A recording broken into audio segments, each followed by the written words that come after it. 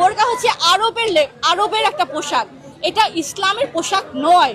দেখ, ইসলামের পোশাক হচ্ছে আরামদায়ক পরিবেশ বুঝে, আপনার ভৌগোলিক অবস্থান বুঝে আপনি আপনার লজ্জাস্থান হেফাজত করে চলবেন, আল্লাহর হুকুম মানদণ্ড করে, সেটাই হচ্ছে আপনার পোশাক সেই এলাকার জন্য।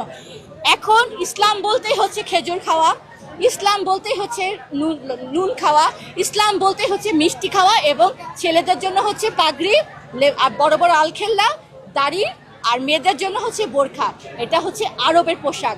রাসূলুল্লাহর সময় কিন্তু আবু জাহেলও কিন্তু পাগড়ি বাঁধত, আবু জাহেলও কিন্তু আলখেল্লা পরতো, এবং যারা রাসূলুল্লাহর বিরুদ্ধে যে নারীরা ছিল তারাও কিন্তু এরকম বোরকা পরতো, বড় বড় আবায়া পরতো।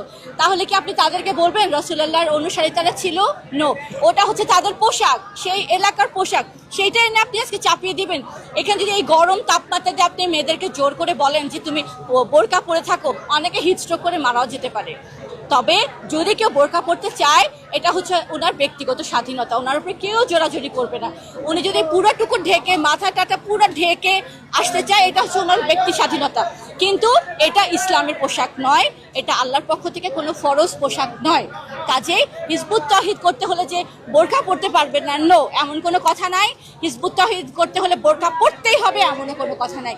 আপনি পরিবেশ পরিস্থিতি বুঝে আরামদায়ক কাপড় পরবেন, কিন্তু আপনার লজ্জাস্থান হেফাজত করতে হবে এবং আল্লাহর মানদণ্ড অনুযায়ী আপনি পর্দা করবেন। এটাই হচ্ছে আমাদের কথা।